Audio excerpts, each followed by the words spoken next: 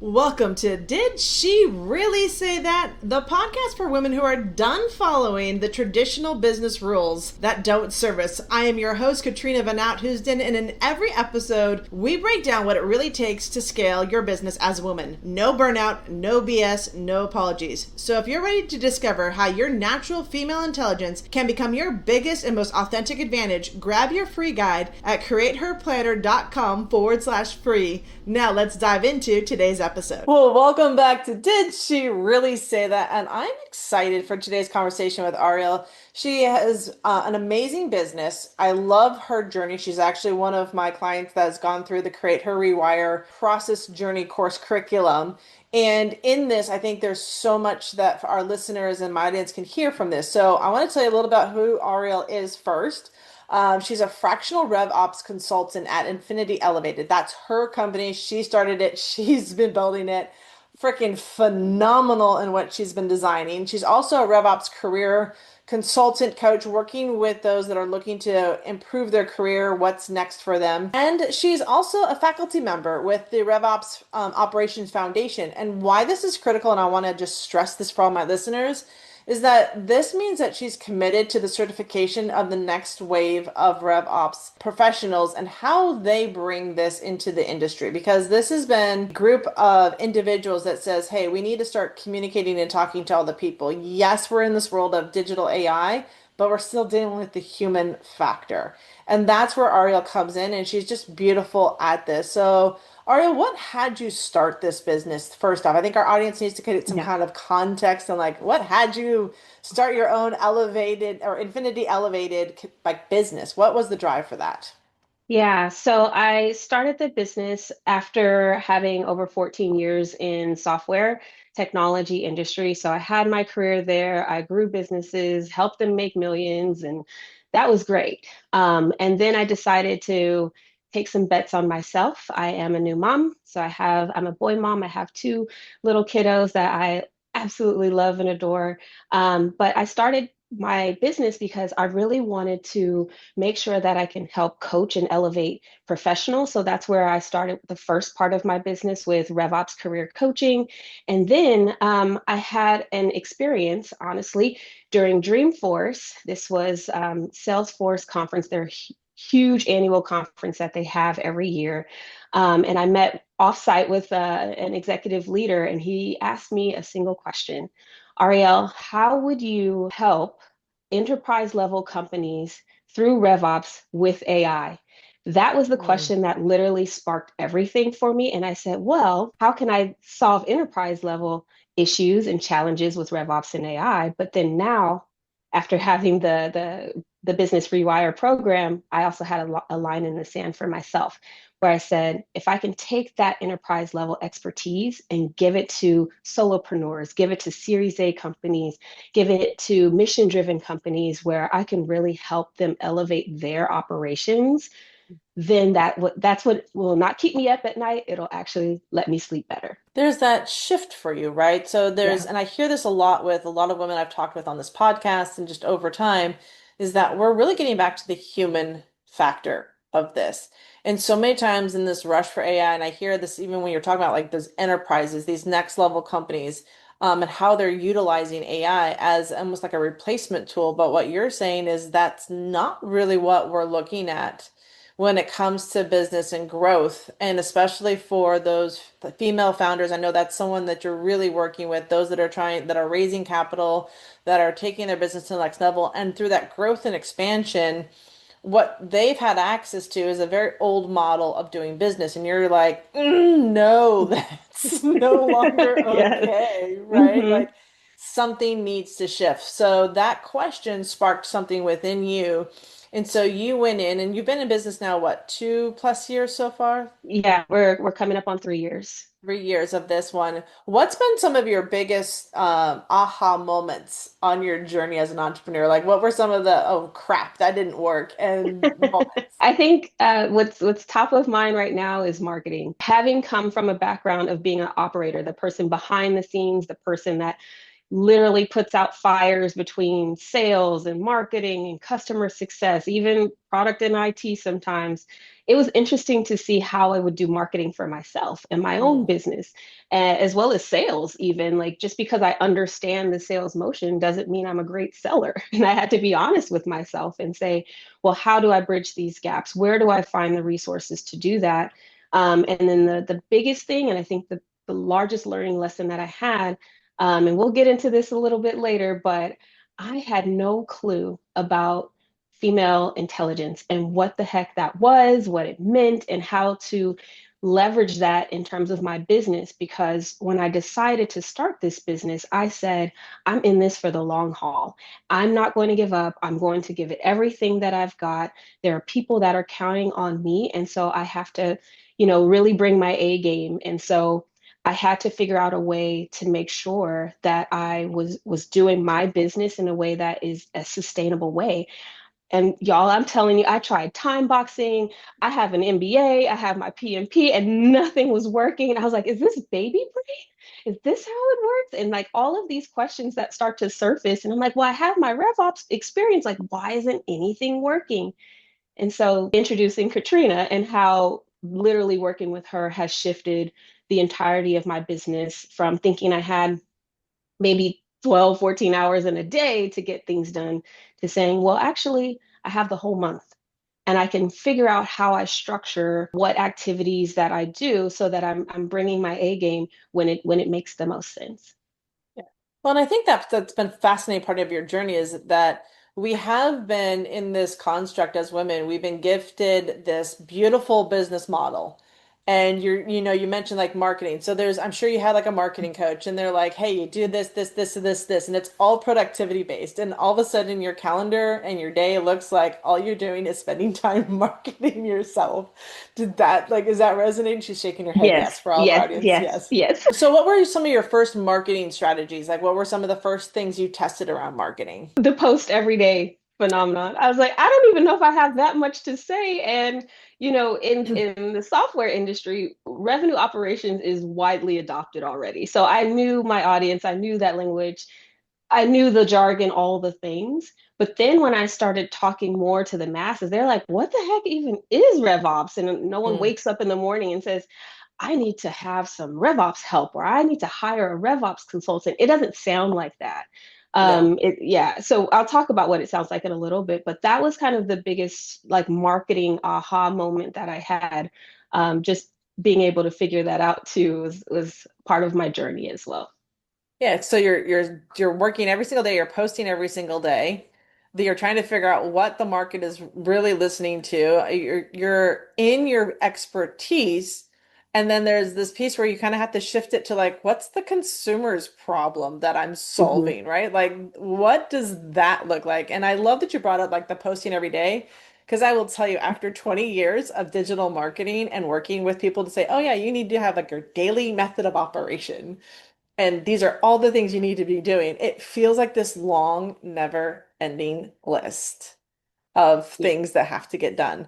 So, for my audience and for our audience that's listening to us, what was one of the like you talk about marketing, did you actually end up hiring somebody? Because I want to touch about a Yes. little bit upon that too, because when we met, you had already had like an executive assistant, also known as an EA. So if you hear us reference that, that's what we're talking about. Some people call this like a virtual assistant, but you were very specific on that. So when did you hire that first individual to help you? I would say about a year and a half into the business, that was the inflection point where I said, I am spending way too much time marketing what I do, talking about what I do, educating folks about what I do. I'm not spending as much time as I need to do on relationship building, on sales, tracking my metrics as best as I can, and like really having my operating system working as best as possible. So that was kind of the first point. And then it also holds a mirror up to yourself to say, how do I then ask for help in a way that if the LinkedIn post that I'm asking this person to help me with doesn't sound like me, how do I help her or them try to achieve that so that it matches my brand voice, my brand tone. That was instrumental. And so like learning like, well, what is my brand voice? How do I sound? And then, the posting every single day for about, maybe 4 months or so, I think. Then I kind of understood like, this is what I love talking about. Is Mm. what's resonating. And then I could stop doing that. And I said, okay, well, we only need to post a few times a week, but we can make it really intentional. And we know the brand voice. Even my AI agents know my brand voice now. So that's, building my team so that I have the support that I need. Because I think that's so critical. Oftentimes, as women in business, we're afraid to ask for help. But like you just mentioned, you came from a corporate background.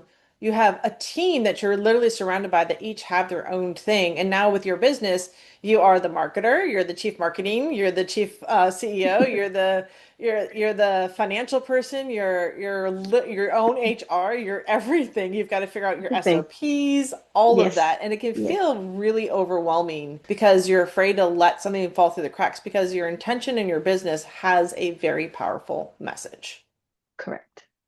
and you don't want to lose that. So I know when we got started, we kind of dove into your business. And I think one of the things that we looked at overall was like, okay, Arielle, what is your business? And even though you had an EA, we've gone through a journey and we'll talk a little bit about that process of the evolving of that EA. What was the journey for you? Is like when we got started and I said, okay, what is the first thing we started with was like, what are your dreams, ambitions? I asked you a series of questions. What was that like going through and just being listened for around what you're creating, what you're building? I would say the process of kind of taking you through the process of what I'm building was like, how do I break it down? Mm. Because again, I'm very corporate focused, very jargon heavy. Sometimes Katrina's like, "What? Like, what are you talking about?" But really breaking it down so that people understand more and more and more. And then as I, gain the confidence to talk about it, with that non-corporate speak and people resonating and really understanding that the pain points that I felt in tech are the same pain points that people still feel in tech as well as other industries. And now I feel that it is my responsibility to really help support people in their journey when it comes to building their businesses through and through. So I have had some consulting, agreements and clients that have been successful, just kind of really getting off the ground or really taking their business to the next level. And so I think, all that work together, like it really solidified and cemented how I'm bringing my business to market. And now that it's shifting more towards, even more consulting, a little less coaching, how do I take my existing, followers and client base through that journey with me? And so that has been integral because I am still the RevOps career coach and I am also the fractional RevOps consultant that you definitely want and need on your team. Yeah, because it's a blend of, right? Because you're still Hmm. working with the person that says, hey, I want to do better in my career. I want to get recognized for the skill set I have. And then as a RevOps at the enterprise level, somebody that's going into the businesses and saying, hey, how do we bring these people? You're looking at all the skill sets. And I think it's not an either or, it's definitely an and. Because when Hmm. you work one-on-one with a client and you're like, hey, what are you dealing with? What's your skill set? When you work with the enterprise and the corporations that desperately need someone like Arielle in their business, you're able to look at the whole picture 360. It's not just Hmm. one moment and like, here's the system, this is what you're going to follow, because you're looking at the people aspect of it. Hmm. Correct. And that Yes, was one of definitely. the things. Yeah, Yeah, I could talk about that too. I've please. been very intentional about being human centered and human focused because I want to leverage AI as a teammate, as a tool to help humans, help the way that we, go throughout our day and enjoy our lives. And so that is really integral to how I've built this business. And I said, Mm. if I can use my RevOps superpower to help other founders with their superpowers and their areas of expertise, then that will continue to like drive a flywheel effect that actually helps this world that we're in today. It's a win-win for everybody. It's a win-win for the company culture, their profit margin, which I know every company worries about, right? How do I keep increasing Yes. profit so I can stay in business, right? And even for yourself, that's a conversation we have. Like, how do you increase profit so you can stay in business? In Because, business. one of the first comments you share with me is like, I want to be a self-made millionaire. Like, I absolutely Mhm, want that for myself and for my family. And so we had to kind of take apart your business. And I challenged you, and I actually used the word challenge. I'm like, mhm, can I challenge that thinking? Can I ask you a question around this?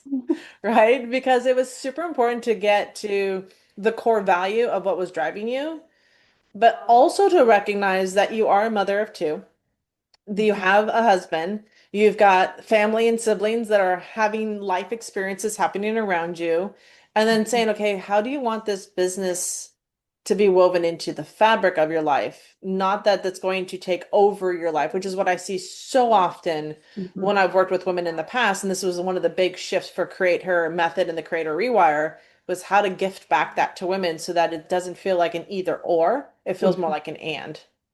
mhm. Very, very true.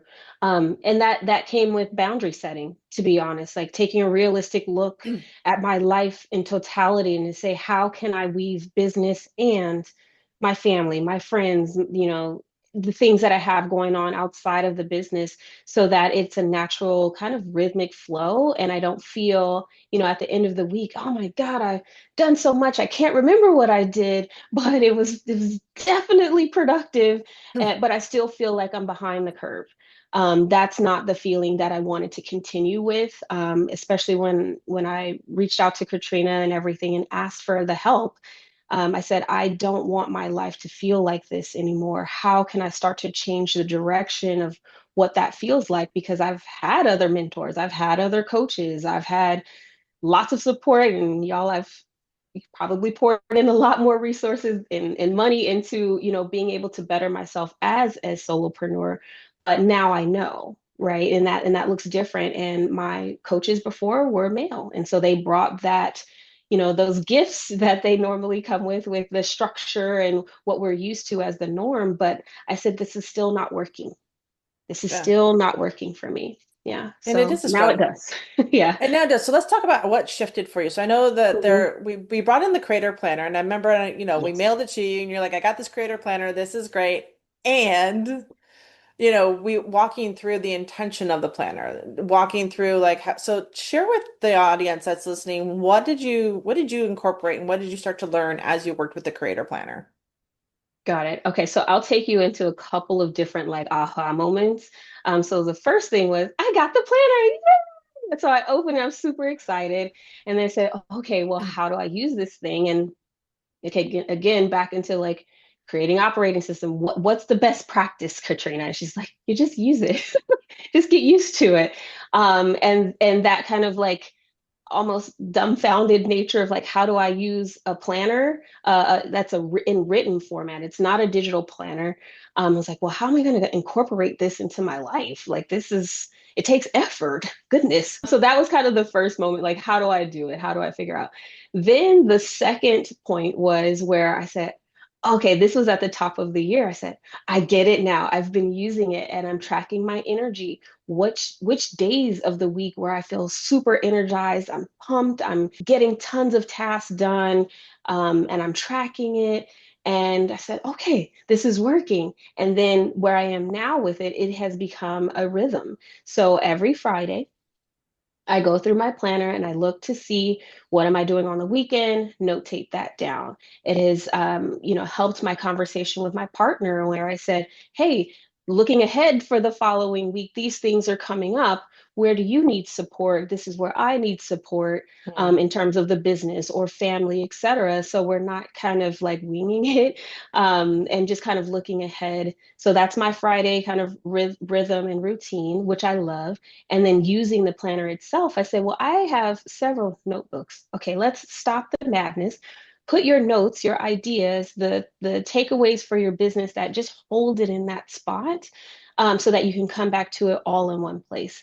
Mm. Um, During one of our conversations, Katrina, I don't know if you remember, I said, this thing doesn't leave the house. It needs to. We were going on a family trip, and I was so nervous to bring it. I was like, I don't even want to put it in a carry-on. If it gets lost, it's going to stay on me because that's how important it is. I track all of my wins, and I put hearts in like I highlight the hearts with my wins on a daily basis, because again, as a business owner, you're doing so many things throughout the day. It's hard to go back to say, like, over the course of the month, how have I been successful? What actually has worked? And like taking some time at the end of each month to like really log that, or throughout the month to log what's working, what's not. Stop doing what's not working, and then keep doing what is. So that kind of reflection point intentionally makes you better as a woman, better as a business owner, the more and more you use it. So you're liking the white space because I know we put a lot of white pages in this planner between periods just so you have something to write with because that was one of the big things that we got feedback on was like I need more white space. There's just every day would feel like a task and there was never any Mhm. space to kind of like think, write, create, draw. We talk about using markers, crayons, we color inside of here, like all of that. It's an very untraditional productivity planner, but it's a beautiful creator planner. Hmm. Hmm. I use a lot more colors in my planner now, a lot more highlighting, a lot more hearts. There are some spaces where if you want to spend 5 minutes to just kind of bring yourself down, get grounded, you can kind of doodle or color in some of the what are they called, the mandalas that are there. So like even just doing it a little bit to kind of help get you grounded to keep your day going, that has been very helpful and something I've never done before, honestly, ever. Yeah, because there's not a planner out there. It's all based on productivity, tasks, check marks, hours, days. Here we go. This is what we're doing. Yes. So one of the things around this too is that there's a self-care in there. And you kind of pointed it to when you're talking about your partner and just your communication with him now, and it's how different it is to ask for things. And I know one thing people always ask, like, why isn't there a digital version of this? And honestly, I will say it's when you write in your own hand as a woman and you start to see your own natural cycles and your rhythm, that's the rewire. That's part of the journey. But I love because you actually took this and you put it onto your digital calendar because there are times on your digital calendar that are blocked. So talked about Mhm. how that came to be because I think women are going to be fascinated by like how that ended up into your digital world where we think that's where Yes. everything's got to exist. So the biggest thing is tracking my cycle, honestly, in my digital calendar. Once you work with Katrina and her team, and even just getting experience with the Rewire program, you understand really the importance of rest. And so what I did is I'm tracking this manually in my planner, but I need to make sure that on a monthly basis I have downtime and I don't have to think about it. I don't feel guilty about taking the time that I need for my body to rest. And so now it is a recurring 5 day period on my calendar where it is automatically out of office. You can Mm, shift it a day or two if your cycle changes, sure, but at least it's on your calendar. People are not booking time during that, so I'm not doing networking and trying to do heavy podcast talks. During that time, I'm really taking it slow, wrapping up my work that I've worked so hard to get to a certain point, throughout the month where I can say, this is my time to just wrap up the small things. And that's kind of mm. a mental note for myself to say, oh, I have all these tasks. I was like, oh, I can finish that during this time. That's fine. I've got the time to do it, and I don't have any competing meetings during that time where my focus will be diverted elsewhere. And I love that because, and has your business increased or decreased since you started kind of blocking that focus time? It is increased. I think because of the way that I am communicating, the way that I am networking, the way that I'm working, even with my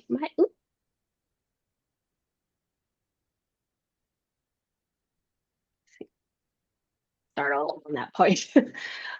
But honestly, my business has increased since I have, taken the time to rest. The way that I communicate and when I communicate is stronger.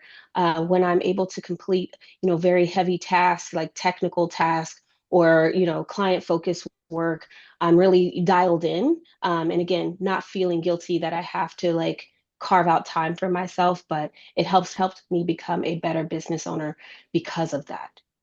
Because your clarity is sharper. You're coming back to your best self. And how does that affect your family, out of curiosity? Am very clear when I speak now. I think before, even with like little ones, like, you repeat yourself. I think being very clear on the intention and explaining why. I'm very more crisp with my little kiddos, and I think that makes them feel more grounded because it's like mom's here. She's going to continue to answer my questions, even though I ask her 17 times, and that's okay. But that with my kiddos, with my husband being a lot sharper, and saying, hey, like I understand your work schedule. How are we going to work this out? When do I actually, need more support or lean in, more or less? How do we get ahead of that, so that we are both thriving in our careers?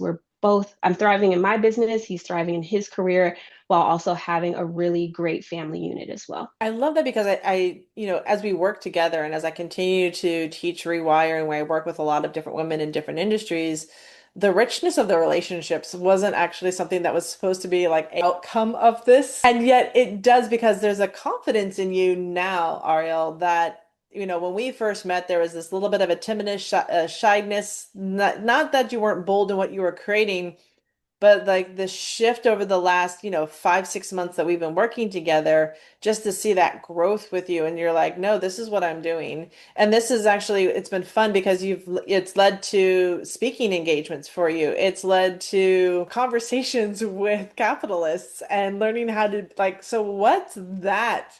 Walking into kind of the situations and go, yeah, I know my shit. Like I am going to present in the best way possible. That shift has been amazing, and I still like I'm baffled at my own growth in this area. To your point, Katrina, like in the beginning, it was like, how do I come in to this new identity of being a business owner that focuses on, elevating the RevOps field, on, educating operators and practitioners and professionals, to how do I then start to, have my entry point into these mission driven companies, as well as how do I then get myself on the radar of VCs because they're part of my ideal client profile. And so when I say I work with founders, it's also at the VC layer too. So I have to begin to create relationships at that level to say who in your portfolio, you have to, build the relationship first, but get to a place where you can eventually say, which companies in your portfolio need support like this? It Mm. doesn't sound like I need to hire someone in RevOps right now. It sounds like in marketing, I've had a referral based business for X amount of years and that's worked, but I feel like I've tapped out my network. How else do I now build my business via marketing? With sales, it's like I've, again, relationship building or, networks and things like that. But like, how do I start to build a repeatable process around my sales and sales process and customer success? Like, again, back to customer journey. How do I then think about my customer journey in a way that is taking them from a founder led motion to maybe a sales led motion? Where you maybe have, executives entering into the room, and how are you taking them through that process from they've only known you as the founder, but now your team is building because you have to delegate, and then making sure your customers are really taken care of as well. So it doesn't sound like the traditional let's hire. It sounds like these small breakdowns or revenue leaks where you can't really identify it, you can't really put a name to it, but there's someone like myself that says, "Oh, I understand. This is the word for it. This is how you kind of help to mitigate this." AI will not tell you these things. True. Tested it. It does not come back with like this very, robust plan for yourself to say you need revenue operations and this is what it looks like in your business. It doesn't do that. No, because it's a human factor and it comes back Mm-hmm. to what you're specializing in. And so when we dove into Rewire, we've talked about this and danced around a little bit. So Rewire for me was really intentional. Like when we started working together, I said, okay, what is your intention? We walked you through 12 questions and then I said, okay, who is your audience? We were very specific. And yet each one of these, and I think it's awesome as we continue to do this, it's like, okay, I need a ground. Like before we get started, that's like sometimes your first conversation is like, I just need Yeah. that grounding. Because we start with a moment of just getting present, right? We strip away all the noise and say, okay, what are we focusing on for this next hour or 90 minutes?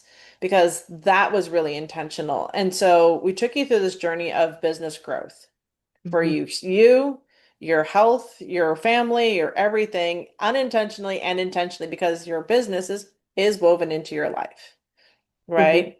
So, and then inside of that, we also talked a lot about money. So I want you to, if you can just share with our audience, the experience, the deep dive of going through Rewire, knowing what you were charging before, and I'll use the word charging, but now what you're receiving and what you're creating. What was that shift like for you?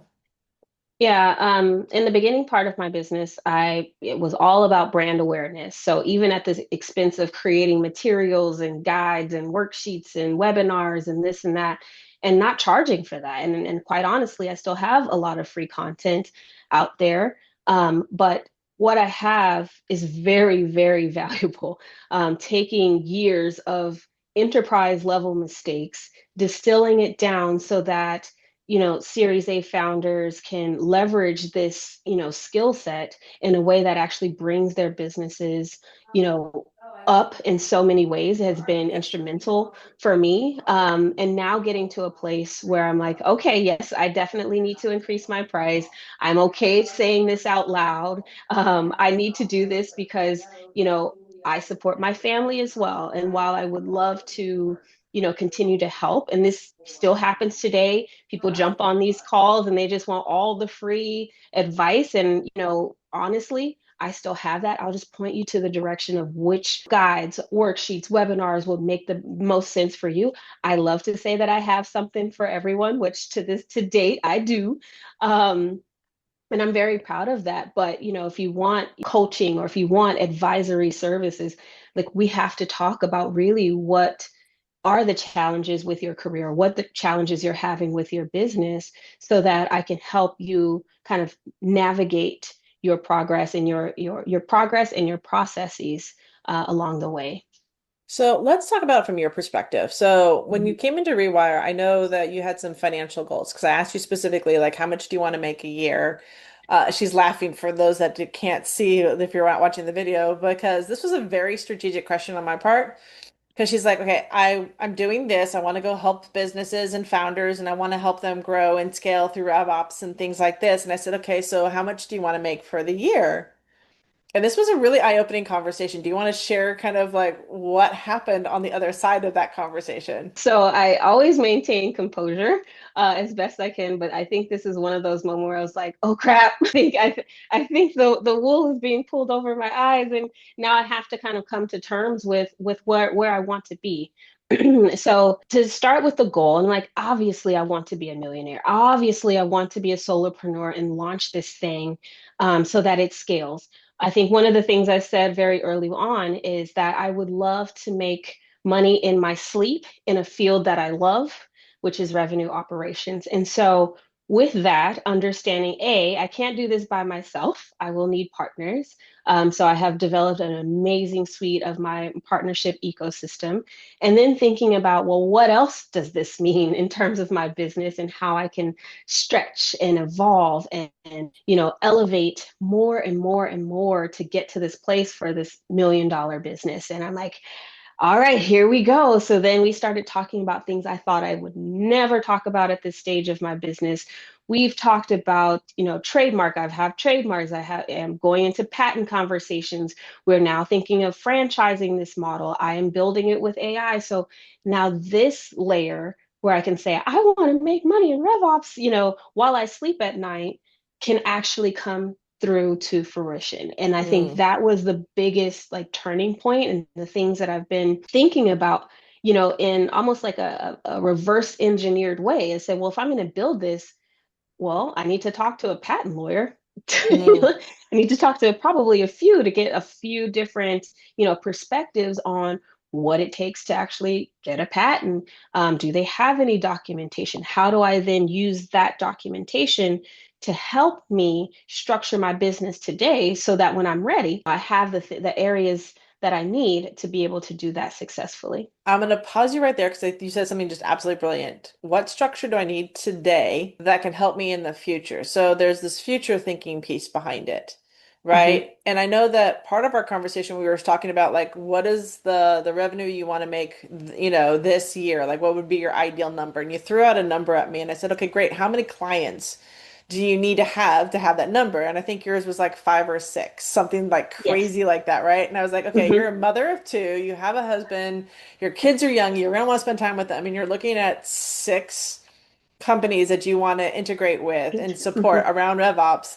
And I said, okay, go to go to chat and ask what actually somebody gets paid for, because I think you're playing a little small with this. But I'm not going Yes. to tell you this straight to your face. I want you to go look it up. Yeah, I think, Um, yeah, seeing it was definitely the moment where I began to believe it. I was underselling myself dramatically, y'all, like girl, dramatically. And I was like, it's almost laughable at this point to think that I would be willing to accept that for, what I'm offering and how different it is from other, fractional RevOps consultants. Like well, that was the eye-opening point there. Yes. yes, because there's just so much raw skill and talent, and you were hiding and shrinking it and just hoping somebody would pay you, something, and you'd be okay with just receiving the base or minimum amount, which is where you're getting taken advantage of. And I will tell you this for all my audience that's listening, you would come to resent your business at the price point that Arielle and I were talking about, to where she is like looking at now. She's like, oh no, I'm worth that. Hmm. Like, would you say, Hmm. like, I've heard you say that. You're like, oh no, Yeah. that's what I'm Hmm. getting paid now. Yes, yes, yes, yes, and yes. I would say if I ran the business like that for like 1 or 2 years, I should just become a nonprofit. That's how laughable it is. But You now, weren't oh going to yes, stay in business. You I were would going to not. just get by. And I think that's Yeah, one of the things I see all the time, Ariel, is that we just try to get by. We're going to yeah. just do what we can do just to support the family or be a contributor. But we bring so much value to the industries that we're supporting and wanting to really help, that if I said you were a guy and he went out there and did this, he would ask this. I said, ask that. Like, yeah, you are there. Like, you're not Hmm. asking for the seat at the table. You are the table, and they should be asking you if they can come up to you and work with you. Like, that's the difference in the posturing that I Hmm. saw, that was like, holy crap. Because after that call, I swear it was like you took off a rocket in a whole nother direction. I was like, that's my girl. Like, that's how you build $1 million business, right? Hmm. You can't keep the minimizing the work you do, because it is on a human level transformational. Yes, yes, it is greatly.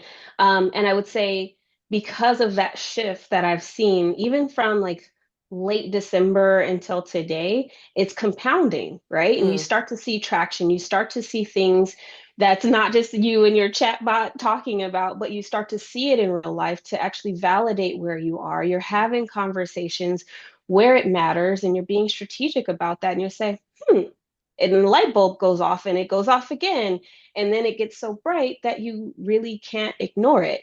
And I'll tell you, about an experience that I had where I was planning to pitch, in front of venture capitalists to raise funding.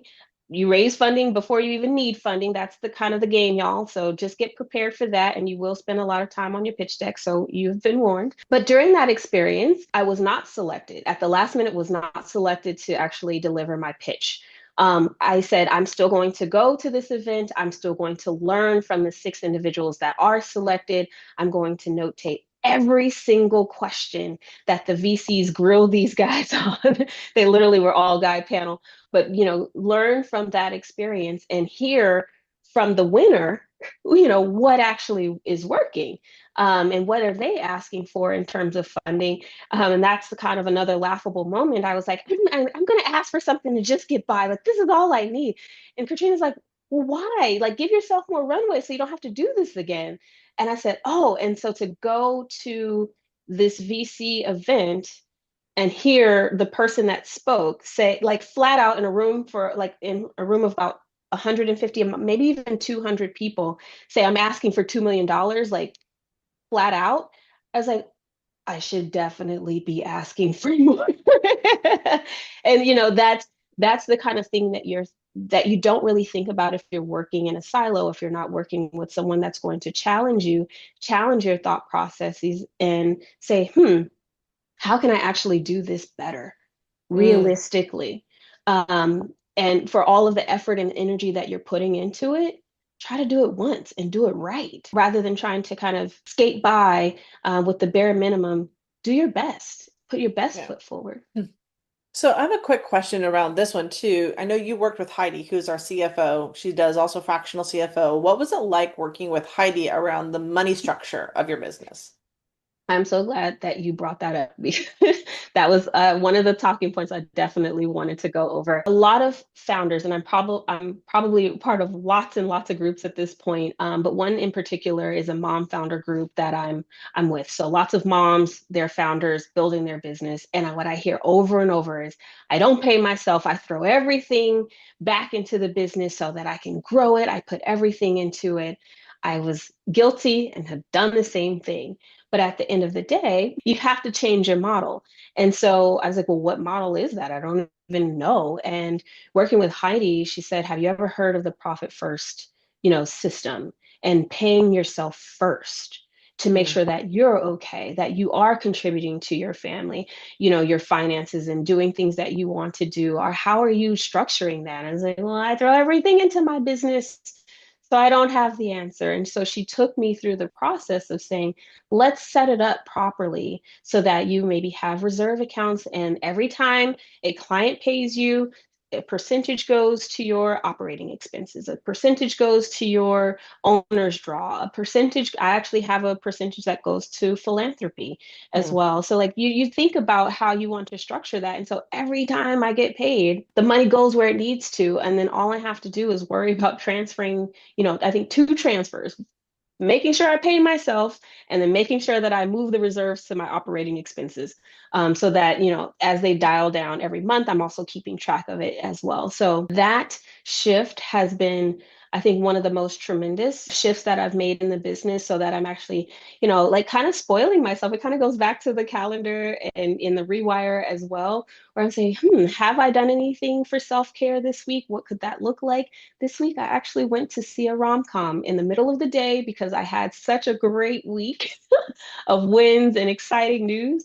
So I'm going to see this movie that came out, and I'm not going to be, feeling guilty about it. So like that's the kind of thing that I'll just splurge a little bit. That's my bonus account, so that's where that came out of. But just things like that you need to think about as a founder and how to elongate your business as a whole. yeah, I think that's one of the big things that was often missing for myself also is like I've been building my businesses since 2006. I've been in a lot of like business coaching. I've done a lot of the self-development.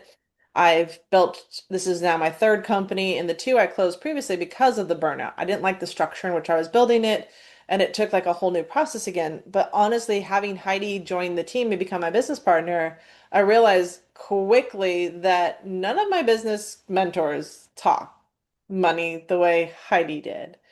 No one was actually saying, hey, this is the structure. And she's been really adamant about, make sure you pay yourself first, make sure we have an operations account. Because when we get into business, we're always told to invest back in our businesses. And often we lose sight of when we throw up all the money into one bank account, you're pulling from one piggy bank.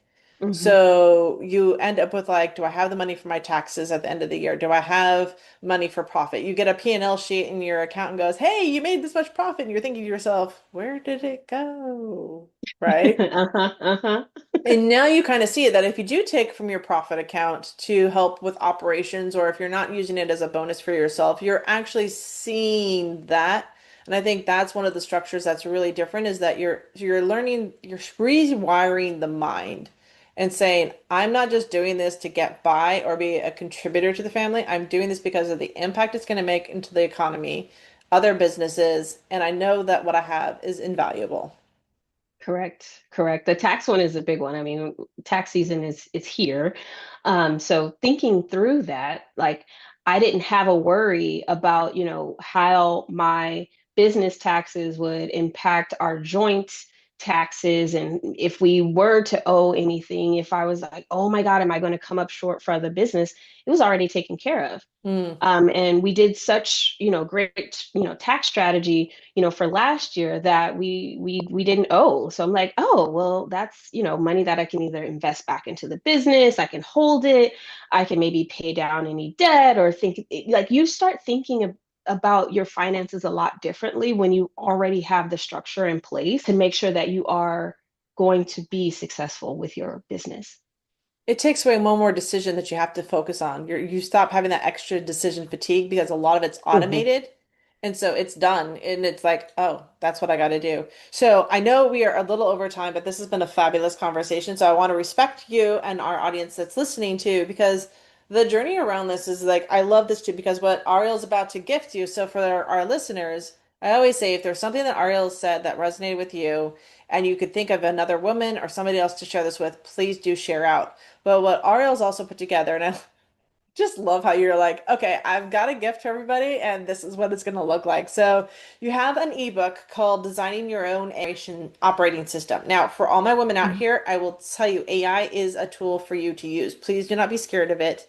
And I highly recommend anything that Ariel puts out because she is human focused first with AI as the tool. So a lot of our founders are struggling with the decision making process, not only for themselves, but then how to communicate it with the team or what's something like that one. So you've actually created a book, and I've already kind of mentioned the title. So talk a little bit about why this is such an important part and what the name of the book is and how they can get it.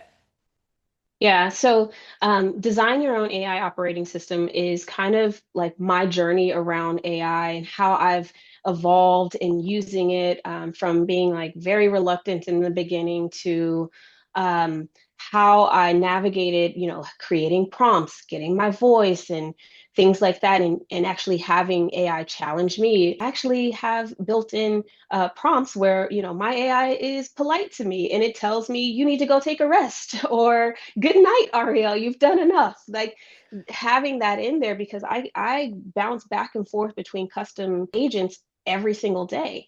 And that can also have a lot of fatigue. I can work faster with AI, but then I don't take the time to rest because I'm in a groove. So Mm. this is my way of saying, please don't be afraid of AI. Some of my biggest learning moments, and one namely, is shifting from ChatGPT to Claude and basically having to start from scratch all over again and kind of my journey with having to build a whole new system to learn about me and my business and how it can help me and prompting and all of that, and also the different nuances and use cases with switching tools like that. But it is well worth the read. I really love this book. I've put a lot into it, and I'm even leveraging some learnings from some research that I've been doing over the last few months as well. So you've got a lot of information in there, and so there's going to be some actionable takeaways as well. So definitely worth it. Yeah, because you tie in with this AI. I love how you tie in the female intelligence. I know like every client that female client you work with, especially female founders, that's kind of been your focus.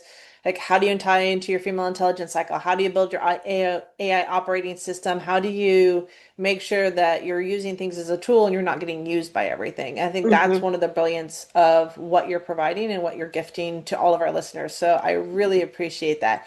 Any last words of wisdom from you before we wrap up?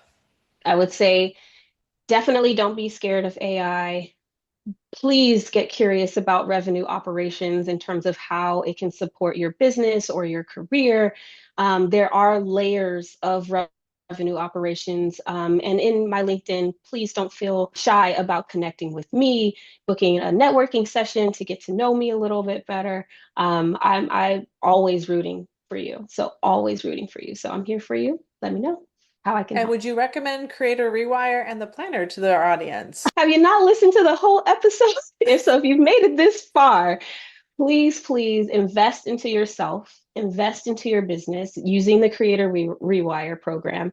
Also get the planner as well. Like you will be like mind blown around how quickly you'll start to change, how Mm. quickly your business will start to change, and the relationships around you.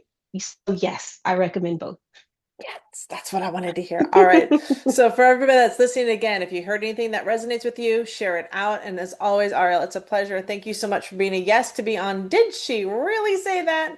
And she did drop some nugget bombs for you all to listen to. So enjoy, share it out, and if you like it, please leave a review, and we'll see you on the next episode. Bye, everyone. If today's conversation hit home, don't just listen, take the next step. Download the free Create Her Authentically guide at createherplanner.com/free and discover how to build your business in alignment with your natural rhythm. And if you love this episode, please leave a review. It helps more women find the show. I'll see you in the next episode.